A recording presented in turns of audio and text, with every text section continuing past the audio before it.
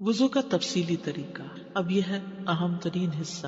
اس کا کچھ تو میں نے مختصر پچھلی دفعہ بتایا تھا، لیکن آج اس کی ڈیٹیل بتاؤں گی اور اس کے مطابق آپ اپنے وضو کو چیک کیجئے، ٹھیک ہے۔ سب سے پہلے بسم اللہ پڑھنا۔ ابو ہریرہ کہتے ہیں کہ رسول اللہ صلی اللہ علیہ وسلم نے فرمایا، جس کا وضو نہیں اس کی نماز نہیں، اور جو شخص وضو کے شروع میں اللہ تعالیٰ کا نام نہ لے، بسم اللہ نہ پڑھے، اس کا وضو نہیں۔ دل میں نیت ہوگی اور بسم اللہ زبان سے جو پڑھی جائے گی، اس سے وضو کا آغاز ہوگا۔ لیکن مشکل یہ ہو گئی ہے کہ ہمارے وضو کے مقامات غسل خانے کے اندر ہوتے ہیں، واش روم میں، ایک ہی کمرے میں ٹوائلٹ بھی، ایک ہی کمرے باتھ ٹب بھی وہیں، سنک سب کچھ وہیں، بلکہ وارڈ روم وہیں، بیڈ روم چھوٹا ہوتا ہے اور واش روم بڑا، میک اپ اور کلر کرنا، ہر چیز کا اسٹیشن ایک ہی جگہ ہے جی۔ بک شیلف، یہ سب دیکھ کے مجھے کبھی سمجھ نہیں آتی کہ انسان کی عقل کو کیا ہو گیا۔ کم از کم گندگی کا مقام تو الگ کر دیتے، باقی سب کچھ تو ایک جگہ ہو ہی سکتا ہے۔ وضو کی جگہ، بک شیلف، جوتوں کی جگہ، کپڑوں کی جگہ، باقی سب چیزیں ایک جگہ ہو سکتی، لیکن پیشاب کی جگہ جو ہے اس کو بہرحال بند اور الگ ہونا چاہیے، کیونکہ شیاطین کا بسیرا ہوتا ہے۔ بہرحال اب ظاہر بلڈر جو بنا کے دیں گے وہی آپ کو لینا پڑے گا، لیکن ہمارے یہاں وہ سوچ بھی نہیں ہوتی۔ آپ اندر اپنی مرضی کی چینجز تو کرا ہی سکتے ہیں جب گھر بن رہا ہوتا ہے، لیکن اس وقت چونکہ علم نہیں ہوتا، سوچ نہیں ہوتی، تو پھر جو بھی مل گیا ٹھیک ہے جی۔ کراہت بھی آتی، لیکن بس مجبوری ہوتی۔ بہت سمپل ہے، جس طرح بعض لوگوں نے تھوڑا سا اس کو ایک دیوار دی ہوتی ہے تو ایک کی بجائے دو دے دیں، اس میں دروازہ رکھ دیں، چاہے ایک ہی چھت کے اندر ہو، یعنی ایک کونے میں بنا لیں لیکن اس کو دو طرف سے بند کر دیں، یعنی اس کے اندر جب جائے تو وہ چاروں طرف سے بند ہو، کیونکہ بعض اوقات کسی اور کو بھی اندر کوئی چیز لینے کے لیے آنا جانا پڑتا ہے تو ناپسندیدہ صورتحال میں۔ تو اب بسم اللہ کیسے پڑھیں؟ اب یہ ڈائلیما ہے۔ بیت الخلاء میں کس طرح بسم اللہ پڑھی جائے نہ پڑھی جائے، باہر نکل کے پڑھی جائے، پھر اندر جایا جائے، کریں تو کریں کیا؟ اللہ تعالیٰ کے نام کی تعظیم کی وجہ سے قضاء حاجت کی جگہ میں اللہ تعالیٰ کا ذکر کرنا ناپسندیدہ ہے، جو کہ نجس جگہ ہے اور شیاطین کے رہنے کا ٹھکانہ ہے، شیاطین کے رہنے کا ٹھکانہ ہے۔ تو اس صورت میں جب بیت الخلاء میں وضو کرنا ہو تو انسان داخل ہونے سے پہلے ہی بسم اللہ پڑھ لے، ٹھیک ہے؟ باہر ہی ہے نا ابھی اسٹیپ، وہیں بسم اللہ پڑھ کے اندر داخل ہو، اور اگر بھول جائیں یا یہ کہ غسل خانہ بڑا ہے، کموڈ ایک طرف ہے اور صاف ہے، اس پہ کوئی غلاظت بظاہر نظر نہیں آ رہی، تو ایسی صورت میں شیخ بن باز کہتے ہیں کہ اگر ضرورت پیش آ جائے تو غسل خانے میں وضو کرنے میں کوئی حرج نہیں، اور اس کیفیت میں وضو کے شروع میں بسم اللہ پڑھ لیں، دل میں پڑھ لیں، کیونکہ بعض اہل علم کے نزدیک بسم اللہ پڑھنا واجب ہے اور اکثر کے نزدیک اس کی تاکید آئی ہے، یعنی بعض نے تو یہ کہا کہ وضو ہوتا ہی نہیں اگر بسم اللہ نہیں پڑھی، لیکن تاکید تو بہرحال اس کی ہے۔ تو بسم اللہ پڑھنے سے کراہت ختم ہو جائے گی، کیونکہ جب بسم اللہ پڑھنے کی ضرورت ہو تو پھر کراہت دور ہو جاتا۔ اچھا، اور انسان کو وضو کے شروع میں بسم اللہ پڑھنے کا حکم ہے، اس لیے بسم اللہ پڑھ لے اور اپنے وضو کو مکمل کر لے۔ جو بسم اللہ پڑھنا بھول جائے وہ کیا کرے؟ ظاہر سے یہی معلوم ہوتا ہے کہ بسم اللہ پڑھنا واجب ہے، لیکن اگر بھول جائے تو پڑھنا ساقط ہے، دوبارہ وضو کی ضرورت نہیں۔ اگر مسلمان وضو کر لے اور بسم اللہ نہ پڑھے تو اس کا وضو درست ہوگا، لیکن اس نے خود کو اس ثواب سے محروم کر لیا جو سنت کو پورا کرنے سے ملنا تھا، اور مسلمان کے لیے زیادہ محتاط بات یہی ہے کہ وہ وضو کرتے ہوئے بسم اللہ نہ چھوڑے۔ ابھی ہم نے پیچھے بات کی نا کہ جو صحیح مکمل وضو کرے، تو مکمل وضو میں بسم اللہ شامل ہے، لیکن بسم اللہ ایسا رکن نہیں ہے کہ اگر بھول گیا یا نہیں پڑھ سکا تو پھر اس سے وضو ہی نہیں ہوا، یہ تو نہیں ہوگا، ٹھیک ہے؟ اگر درمیان میں یاد آ جائے تو پھر کیا کرے؟ یعنی بعض اوقات آدھا وضو ہو گیا، اب بسم اللہ یاد آ گئی، اوہ بسم اللہ نہیں پڑھی، اب کیا کرے؟ پڑھ لے۔ شیخ ابن باز کہتے ہیں اگرچہ وہ غسل خانے میں بھی ہو تو ان حدیث پر عمل کرتے ہوئے بسم اللہ پڑھ لے، اگر غسل خانے سے باہر نکل کر وضو کرنا ممکن ہو تو ایسا ہی کرے، کچن میں کر لے، اور پھر اس میں کوئی رکاوٹ نہیں کہ وہ وضو کرتے ہوئے بسم اللہ پڑھ لے، یعنی بیچ میں بھی پڑھ سکتا ہے۔ اور اگر وہ غسل خانے میں ہو اور اللہ کا ذکر کر لے تو یہ حرام نہیں ہے، لیکن بعض اہل علم کے نزدیک مکروہ ہے ایسا کرنا، کیونکہ اللہ کے نام کی عظمت کی خلاف ہے کہ گندی جگہ پر اس کا نام لیا جائے۔ لیکن اگر ضرورت پیش آ جائے تو مکروہ ہونا ختم ہو جائے، جیسے کہ وضو کی ابتدا میں بسم اللہ پڑھ۔ اگر کوئی بسم اللہ پڑھنا ہی بھول جائے یا اسے مسئلے کا علم ہی نہ ہو تو اس میں کوئی حرج نہیں، اس کا وضو صحیح ہوگا، لیکن جان بوجھ کے ایسا نہیں کرنا چاہیے کہ ضرورت نہیں ہے، کیا فرق پڑتا ہے، یہ نہیں ہونا چاہیے، بلکہ غسل خانے میں ہونے کے باوجود بھی وضو کے شروع میں بسم اللہ پڑھ لینی چاہیے، کیونکہ بسم اللہ کی بہت شدید ضرورت ہے۔ تو اب آپ دیکھیے کہ وضو میں سب سے پہلا کام کیا ہے؟ بسم اللہ۔ کب پڑھتے ہیں یہ بسم اللہ؟ وضو کے شروع میں۔ اگر وضو کی جگہ ٹوائلٹ کے اندر ہی ہے، ایک ہی روم میں ہے، تو اس صورت میں بسم اللہ کہاں پڑھی جائے؟ باہر پڑھ کے اندر داخل ہوا جائے، یعنی بے شک آپ نے پہلے یعنی ٹوائلٹ استعمال کرنا ہے، بسم اللہ پڑھ کے اندر داخل ہو جائے اس نیت سے کہ میں نے وضو بھی کرنا ہے، اور پھر ٹوائلٹ استعمال کر کے پھر آپ وضو کر لیں. اگر باہر سے پڑھنا بھول گیا اور جب وضو کرنے لگے ہاتھوں پہ پانی ڈالنے لگے تو یاد ہے تو کیا کرے؟ پڑھ لے. ٹھیک ہے. اگر بسم اللہ پڑھنا بھول ہی گیا سرے سے تو کیا وضو ہو گیا؟ ہو گیا. واضح. نمبر 2، ہاتھ دھونا. ہاتھ دھونا. مقدام بن مادی کرب کندی رضی اللہ عنہ کہتے ہیں کہ رسول اللہ صلی اللہ علیہ وسلم کے پاس وضو کا پانی لایا گیا. کیا لایا گیا؟ وضو لایا گیا. آپ صلی اللہ علیہ وسلم نے وضو کیا، پس آپ نے اپنی دونوں ہتھیلیاں 3 بار دھوئیں. یہ دونوں ہتھیلیاں 3 بار، ان کو ہتھیلی کہا جاتا ہے، اور ہاتھ جو ہے وہ سارے کے اوپر اطلاق ہو جاتا ہے. ٹھیک ہے. تو یہ ہتھیلی جو ہے اتنا حصہ، اور پہلے دائیں پھر بائیں. ٹھیک ہے. پہلے دائیں پھر بائیں پھر دائیں. وضو کی ابتدا ہاتھ سے کرنا. عبد الرحمن بن جبیر بن نفیر اپنے والد سے روایت کرتے ہیں کہ ابو جبیر کندی رسول اللہ صلی اللہ علیہ وسلم کے پاس آئے تو رسول اللہ صلی اللہ علیہ وسلم نے ان کے لیے وضو کا پانی لانے کا حکم دیا اور فرمایا ابو جبیر وضو کرو. ابو جبیر نے منہ سے وضو کرنا شروع کر دیا، یعنی ہاتھ سیدھا منہ دھویا. تو رسول اللہ صلی اللہ علیہ وسلم نے انہیں فرمایا اپنے منہ سے شروع نہ کرو، کیونکہ کافر اپنے منہ سے شروع کرتا ہے. یعنی وہ پہلے ہتھیلیاں نہیں دھوتے، ڈائریکٹ چہرے سے. اس زمانے میں وہاں لوگ ایسا کرتے ہوں گے. پھر رسول اللہ صلی اللہ علیہ وسلم نے وضو کا پانی منگوایا اور اس ترتیب سے وضو کیا کہ اپنے ہاتھ دھوئے حتیٰ کہ ان کو صاف کیا، پھر کلی کی اور سو آن. دائیں جانب سے وضو کرنا. حضرت عائشہ کہتی ہیں کہ نبی صلی اللہ علیہ وسلم ہر کام میں جہاں تک ممکن ہوتا دائیں جانب سے شروع کرتے، یعنی دائیں جانب سے شروع کرنے کو پسند کرتے تھے. یہ صحیح بخاری کی روایت ہے. کنگھی کرنے اور وضو کرنے میں بھی، یعنی وضو کا خاص طور پر ذکر آیا ہے. ایک اور حدیث میں آپ نے فرمایا جب تم لباس پہنو اور جب تم وضو کرو تو اپنی دائیں جانب سے شروع کیا کرو. جیسے آپ نے پاجامہ پہنا ہے، جراب پہنی ہے، جوتا پہنا ہے، تو کیا کرو؟ دائیں جانب. وَإِذَا تَوَضَّأْتُمْ فَابْدَؤْوا بِأَيْمَانِكُمْ، یعنی دائیں ہاتھ سے شروع کیا جائے پھر بایاں ہاتھ دھویا جائے. ہاتھوں کی صفائی میں مبالغے کا حکم. مبالغہ کہتے ہیں یعنی اچھی طرح، خوب. عبداللہ بن مسعود کہتے ہیں کہ رسول اللہ صلی اللہ علیہ وسلم نے فرمایا تم طہارت والے پانی کے ساتھ انگلیوں کو مبالغے کے ساتھ دھو گے ورنہ آگ انہیں خوب جلائے گی. یعنی انگلیوں کو اچھی طرح دھویا جائے، یعنی اچھی طرح ان کے اندر کے حصے بھی دھوئے جائیں تاکہ کوئی چیز اندر جمی ہوئی نہ رہ جائے. اور اب آپ دیکھیں کہ ہاسپٹلز وغیرہ میں جو ہاتھ صاف کرنے یا دھونے کا طریقہ لکھا ہوتا ہے خصوصاً ڈاکٹر اور نرسز کے لیے، تو اس میں انگلیوں کے جو بیچ کے یہ جو درمیان کے حصے ہیں ان کو خاص طور پر دھونے کا طریقہ بتایا گیا کہ ان میں سے کوئی چیز بھی چھوٹے نہ. ٹھیک ہے. غسل البراجم کہتے ہیں اس کو، انگلیوں کے پور اور جوڑ دھونا. حضرت عائشہ کہتی ہے کہ رسول اللہ صلی اللہ علیہ وسلم نے فرمایا 10 چیزیں فطرت ہیں: مونچھیں کتروانا، داڑھی بڑھانا، مسواک کرنا، ناک میں پانی ڈالنا، ناخنوں کا کاٹنا، جوڑ دھونا، بغل کے بال اکھیڑنا، زیر ناف بال صاف کرنا ریزر وغیرہ سے، پانی سے استنجا کرنا. براجم جو ہے یہ برجمہ کی جمع ہے. یہ انگلیوں کے پوروں میں گریں ہوتی ہیں جن میں میل جمع ہو جاتی ہے. یہ انگلیوں کے جوڑ ہوتے ہیں جو انگلیوں کی جڑوں کے درمیان ہوتے ہیں. ٹھیک ہے. یعنی دونوں چیزیں اس میں شامل ہیں.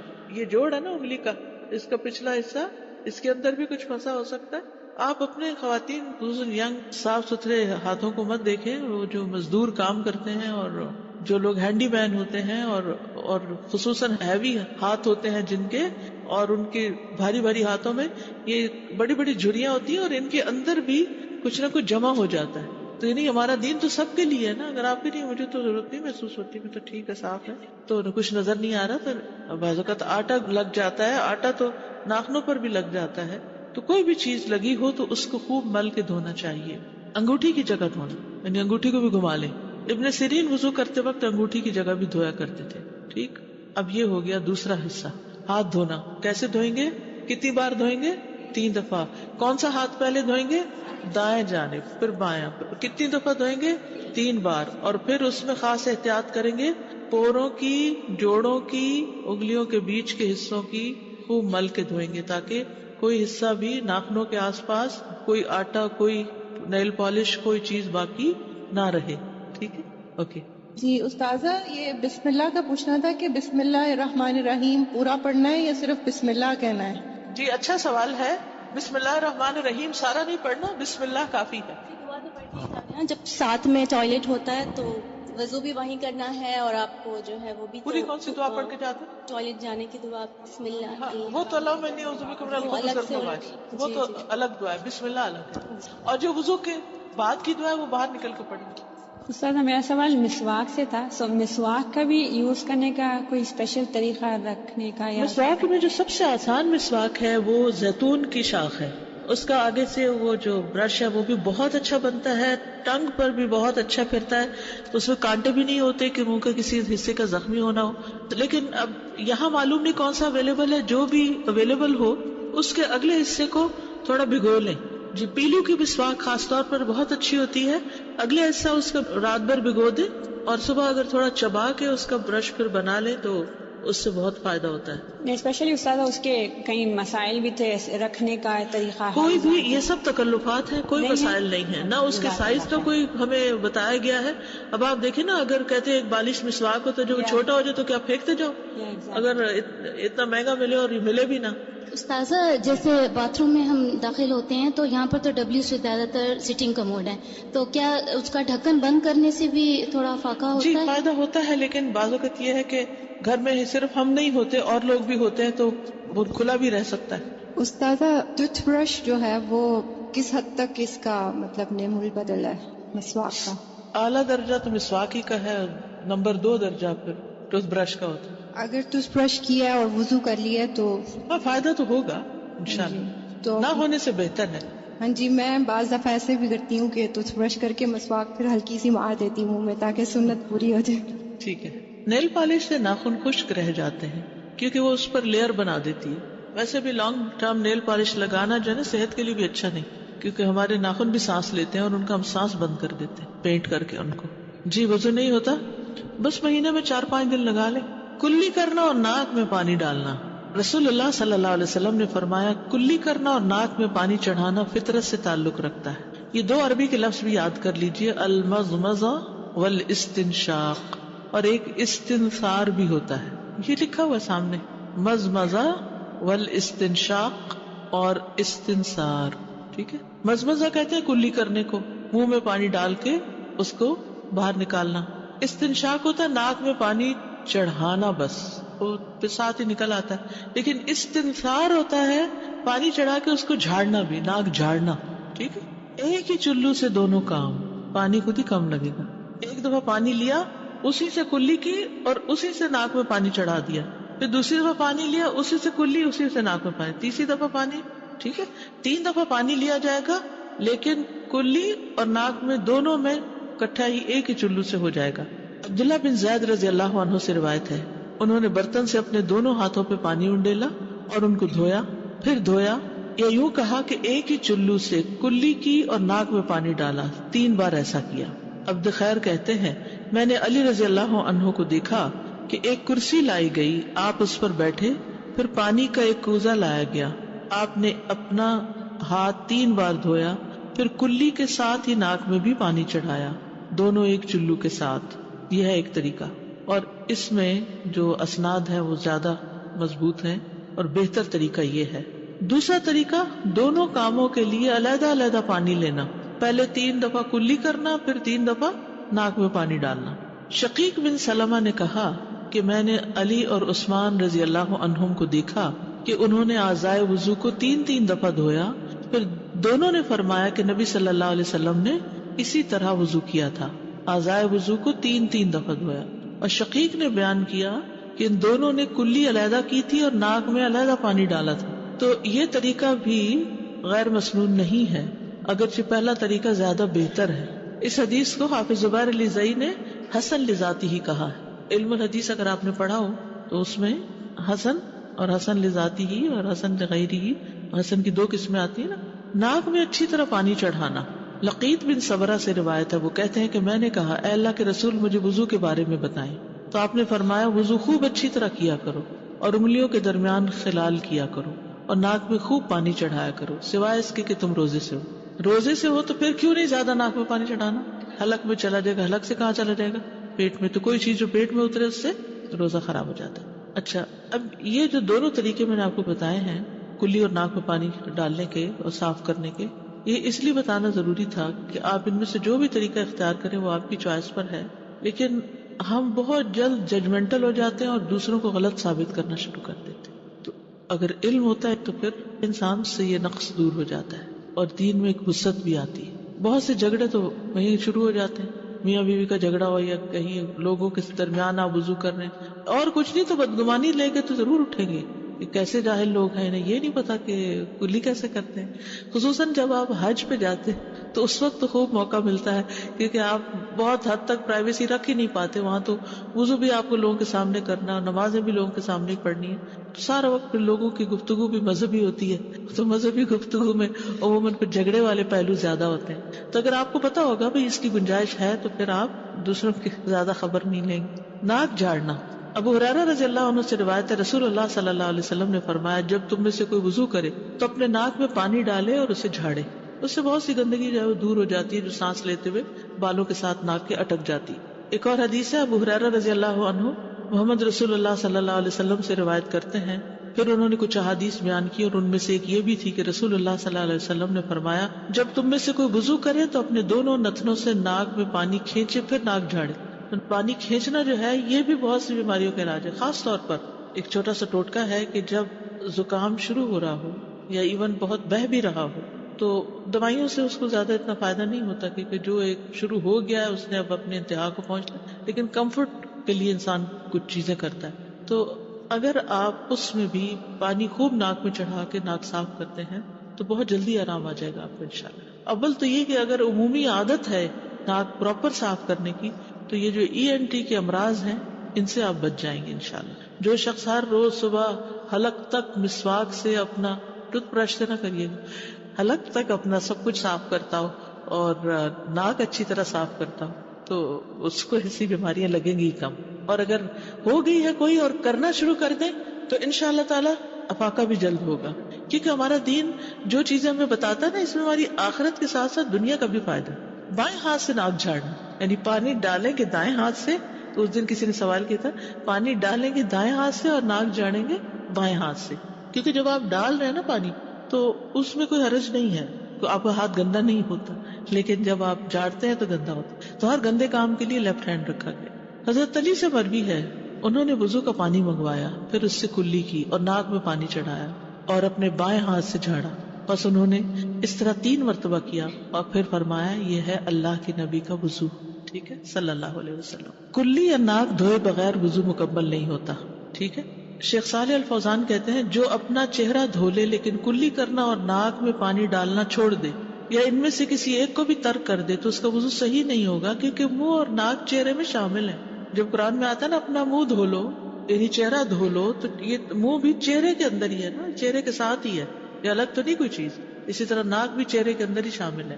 اور نبی صلی اللہ علیہ وسلم نے کلی بھی کی اور ناک میں بھی پانی چڑھایا. تو اب آپ کو کلی اور ناک میں پانی چڑھانے کا طریقہ آ گیا. دونوں طریقے ہیں. افضل طریقہ ایک ہی چلو سے ہے، لیکن اگر آپ کو بچپن سے عادت پڑی ہوئی تو 60 سال کی عمر میں شاید عادت تبدیل کرنا مشکل ہو، مگر کچھ لوگ واقعی محنت کرتے ہیں اور وہ کرتے کرتے کرتے کامیاب ہو جاتے ہیں. کیونکہ پرانی عادتوں کو بدلنا ایک بڑا مشکل کام ہوتا ہے. ہم عادت کے غلام ہوتے ہیں، ہم سوچتے تھوڑی ہیں، ہم وہ اچانک کرنا شروع ہو جاتے ہیں. اور روٹین میں وضو چکے دن میں 5 دفعہ کرنا ہوتا ہے، اتنا مشینی وضو ہے ہمارا کہ اس میں ہم ذرا بھی سوچتے نہیں ہیں، یہ ٹھہرتے نہیں ہیں، بس جلدی جلدی کر کے باہر آ جاتے ہیں. تو ایسی صورت میں انسان اگر عادت ڈالے تو انشاءاللہ یہ افضل وضو ہے دوسرے سے. چوتھی چیز ہے چہرہ دھونا. یا ایھا الذین آمنوا اذا قمتم الی الصلاۃ فاغسلوا وجوہکم، اے لوگوں جو ایمان لائے ہو جب تم نماز کے لیے اٹھو تو اپنے منہ دھو لو، یعنی چہرہ. اب یہ چہرہ کہاں سے کہاں تک ہے؟ یہ جہاں سے آپ کے بال شروع ہو رہے ہیں نا، یہ پورا ماتھا چہرے میں شامل ہے. یہ جہاں تک آپ کے بال آ رہے ہیں یہ سب، یعنی ساری خالی جگہ چہرے میں شامل. اور یہ سارے حتیٰ کہ یہ کان کی جو لو یہ حصہ نا جہاں سے کان شروع ہو جاتا ہے، یہ سب حصہ چہرے میں شامل ہے. اور یہ تھوڑی بھی چہرے میں شامل. ٹھیک ہے. یعنی جتنا بھی حصہ آپ کے بالوں اور کان اور اس کے بیچ میں ہے انکلوڈنگ چن، یہ چہرے میں شامل ہے. عامر بن یحییٰ مازنی اپنے والد سے روایت کرتے ہیں کہ ایک شخص نے عبداللہ بن زید رضی اللہ عنہ سے پوچھا، اور وہ عامر بن یحییٰ کے دادا ہے، کیا آپ مجھے دکھا سکتے ہیں کہ رسول اللہ صلی اللہ علیہ وسلم کس طرح وضو کیا کرتے تھے؟ تو عبداللہ بن زید نے کہا ہاں. پھر انہوں نے پانی منگوایا اور اپنے ہاتھوں پر ڈالا اور ان کو 2 مرتبہ دھویا. پھر 3 مرتبہ کلی کے لیے منہ میں اور ناک میں پانی ڈالا. پھر اپنا چہرہ 3 بار دھویا. ٹھیک ہے. داڑھی کا خلال. نبی صلی اللہ علیہ وسلم اپنی داڑھی کا خلال کرتے تھے، یعنی چہرہ جہاں تک بال ہے وہاں تک دھونا، اور نیچے جو حصہ ہے اس میں صرف ہاتھ پھیرنا، جیسے دانتوں کا خلال ہوتا ہے نا، دو دانتوں کے بیچ میں سوراخ ڈالنا، تو یہ